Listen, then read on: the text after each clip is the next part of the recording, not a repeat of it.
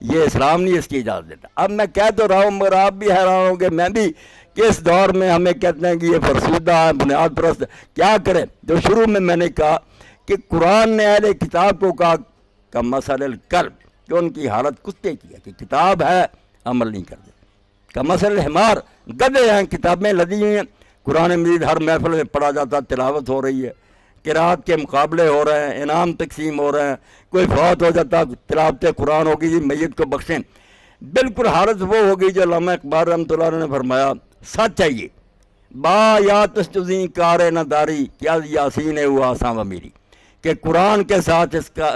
ساتھ تیرا اور کوئی تعلق ہے مسلمان باقی نہیں رہا، صرف اتنا ہے کہ جب مرنے کا وقت آتا تو بلا دیتے ہو کہ یاسین اس کے سرانے پڑھو تاکہ جلدی سے اس کی جان نکل جائے۔ یہ مارنے کا ایک نسخہ بنا رکھا، زندگی بھر نہ پڑھتے ہیں، نہ سمجھتے ہیں، نہ اس پر عمل کرتے ہیں۔ تو ایسے ہی لوگ ہیں جن کے بارے میں نے شروع کلام میں یہ بات کہی کہ رومی کہتے ہیں بوڑھا آدمی چراغ ہاتھ میں لے کر دن دہاڑے بازاروں میں گھوم رہا تھا کہ یہ جانور اور چار پائے ہیں بھرے ہوئے بازاروں میں، کوئی انسان نہیں ملتا۔ انسان وہی تھے جن کے کچھ نمونے میں نے آپ کی خدمت میں عرض کر دیے، اور آپ آدم علیہ السلام سے لے کر آج تک دیکھ لیں، ہر کام جو ہے اس میں ترقی لوگ کر سکتے ہیں، ایجادیں اعلیٰ سے اعلیٰ کر سکتے ہیں، مگر آپ نے یہ بھی پڑھا کہ نیو یارک جیسے شہر میں تھوڑی دیر کے لیے بجلی گئی، چوریاں ڈاکی کہیں کوئی تہذیب نہیں، کوئی انسانیت نہیں۔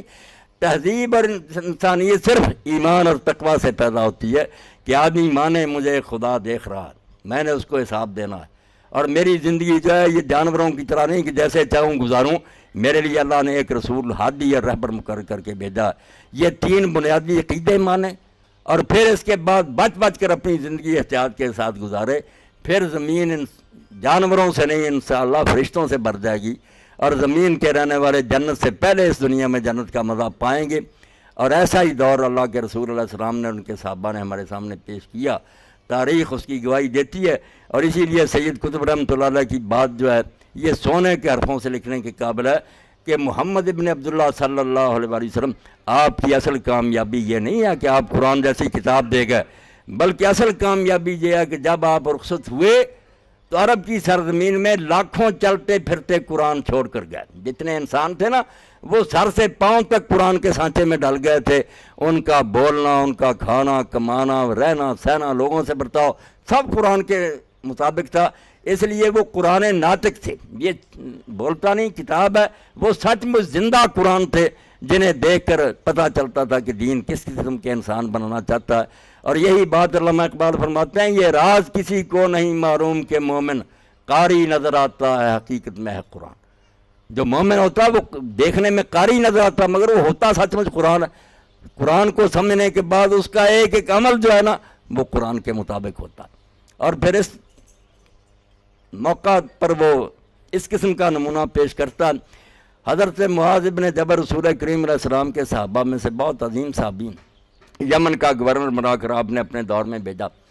بعد میں حضرت عمر رضی اللہ عنہ نے بھی ان کے ذمہ کچھ کام لگایا۔ جب وہ واپس آئے تو ان کی بیوی نے کہا کہ معاذ تم گئے تھے کچھ کما کر لائے ہو؟ انہوں نے کہا کمانا کیا تھا، عمر نے میرے ساتھ ایک ضابط مقرر کر دیا تھا، نگران بھیج دیا تھا، میں نہیں کوئی ہیرا پھیری کر سکا۔ اب وہ عورت تھی، اس نے کہا عمر ان کو اگر اتنی بے اعتباری تھی آپ کے بارے میں تو اس نے بھیجا ہی کیوں تھا؟ اگر ضابط ہی ساتھ بھیجنا تھا کیوں آپ کو یہ کام سونپا تھا؟ حضرت عمر رضی اللہ عنہ کو جب اطلاع ہوئی تو انہوں نے کہا معاذ یار تو نے مجھے بدنام کیا، میں تیرے ساتھ کون نگران بھیجا تھا؟ انہوں نے کہا حضور آپ بھی سادہ ہیں۔ وہ عورت کو ٹالنے کے لیے میں نے کہہ دیا ضابط تو ہر وقت ساتھ ہے، آپ نے کیا بھیجنا تھا؟ اللہ کی بات میں نے کی تھی کہ اللہ نگرانی کر رہا، وہ دیکھ رہا ہے، اس لیے مومن کسی حال میں خدا کی شریعت کے خلاف قدم نہیں اٹھا سکتا۔ یہ وہ اصل کارنامہ ہے جس کی وجہ سے رسول کریم علیہ السلام کے بارے میں اللہ فرماتا ہے کہ اللہ اور اس کے فرشتے حضور پر صلوات بھیجتے ہیں۔ ہم اس کا ترجمہ اردو زبان میں فارسی کے لفظ سے درود کر دیتے ہیں، ٹھیک ہے، مگر اصل میں انگریزی زبان میں اس کا معنی ہے ٹو اپلاڈ، تحسین کرنا، شاباش دینا۔ یہ بہت اونچا مقام ہے کہ اللہ خود اعلان کرے اور پکارے کہ شاباش جو کام آپ نے کر دکھایا یہ کائنات میں کوئی نہیں کر سکا۔ یہ اللہ کی صلاحت ہے، اور یہ اللہ تعالیٰ جب خود جیسے آپ دیکھیں کہ ممتنی پرچے پر لکھے کہ ویری گڈ، ایسی بات اللہ تعالیٰ تحسین کرتا ہے کہ محمد ابن عبداللہ علیہ السلام جو کام آپ نے کر دکھایا انسانی تاریخ میں کوئی نہیں کر سکا۔ اور فرشتے بھی تعریفیں کرتے ہیں کہ مرحبا سبحان اللہ، جو کچھ آپ کے ہاتھوں سے ہوا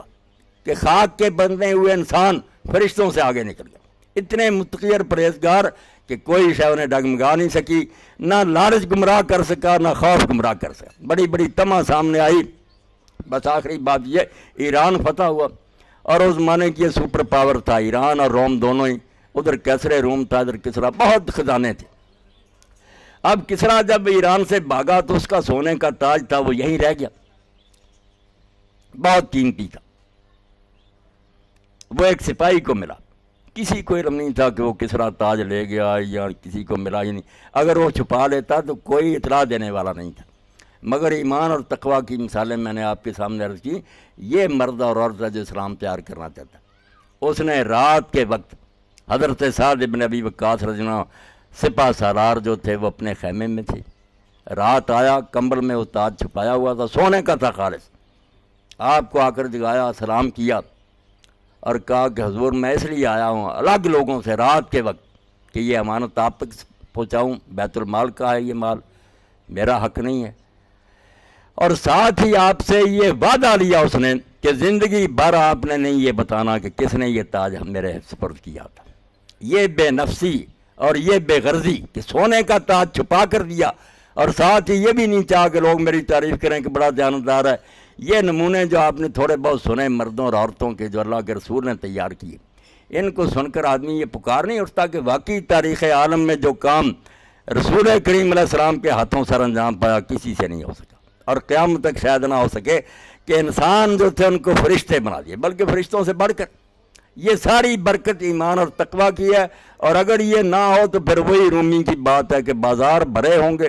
لاکھوں میں سے ایک بھی انسان ہی نظر آئے گا، گدھے اور چار پائے ہوں گے، کتے ہوں گے جو لالچی ہوں گے، انسان نام کی کوئی شے نظر نہیں آئے گی۔ جج بھی کتے، دوسرے جو ہیں وہ بھی اس طرح کتے کی مثال قرآن نے دی کا مثل کلب، جیسے وہ ہر وقت زبان لٹکائی رکھتا، لالچی، یہی ہوگا ہر طرف۔ تو اللہ توفیق دے، ہماری یہ جو تقریب ہیں ان میں بھی کوئی دین کا رنگ نظر آنا چاہیے۔ میں نے اپنی حد تک یہ بات اپنی بہنوں اور بچیوں تک بھی پہنچائی، آپ تک بھی پہنچائی ہے کہ غیرت نام ہے جس کا گئی تھی مور کے گھر سے۔ سب سے زیادہ رونا یہی ہے کہ بھائی دیکھتے ہیں، باپ دیکھتے ہیں، مگر زبانیں گونگا کہہ نہیں سکتا کہ یہ لباس کس قسم کا لباس یہ مسلمان عورت کا ہو سکتا، یہ طرز عمل جو آپ نے اختیار کیا یہ مسلمان بچیوں کو ہو سکتا۔ تو اللہ توفیق دے، اس نکاح کو اللہ تعالیٰ مبارک فرمائے، اور آپ حضرات کی جو حاضری ہے اللہ تعالیٰ اس کو بھی قبول فرمائے۔ مجھے خوشی ہوئی آپ نے میری بات توجہ سے سنی۔ وآخر دعوانا الحمدللہ رب العالمین، وصلی اللہ تعالیٰ علی خیر خلقہ محمد وآلہ وسلم۔